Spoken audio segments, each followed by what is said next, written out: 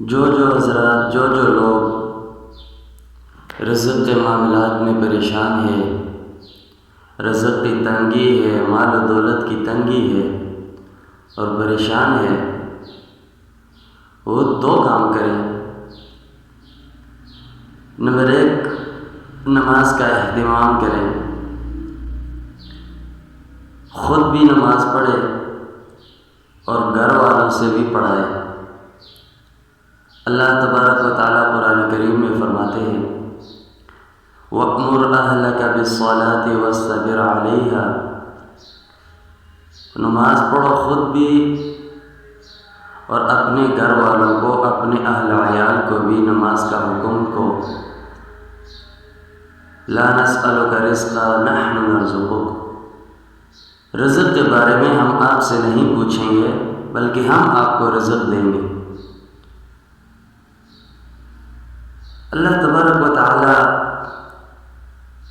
کا فرمان، اللہ کا قول جھوٹا نہیں ہو سکتا، لیکن ہماری نمازیں بن جائیں، خود بھی نماز پڑھے اور گھر والے بھی، اور نماز خشوع اور خضوع کے ساتھ۔ یہ نہ ہو نماز پڑھیں لیکن خیالات ہمارے کہیں اور ہو۔ خشوع اور خضوع کے ساتھ نماز پڑھیں تو اللہ تبارک و تعالیٰ کا وعدہ کبھی جھوٹا نہیں ہو سکتا۔ اور دوسرے نمبر پر دوسرا جو کام ہے وہ یہ ہے کہ کثرت کے ساتھ استغفار کریں۔ یوں قرآن میں اللہ فرماتے ہیں فَقُلْتُ اسْتَغْفِرُوا رَبَّكُمْ إِنَّهُ كَانَ غَفَّارًا يُرْسِلِ السَّمَاءَ عَلَيْكُمْ مِدْرَارًا وَيُمْدِدْكُمْ بِأَمْوَالٍ وَبَنِينَ۔ اللہ تبارک و تعالیٰ استغفار کی برکت سے مال بھی عطا فرمائیں گے اور کثرت کے ساتھ عطا فرمائیں گے۔ استغفار کون سا کریں، کون سا نہ کریں، جو مرضی کریں۔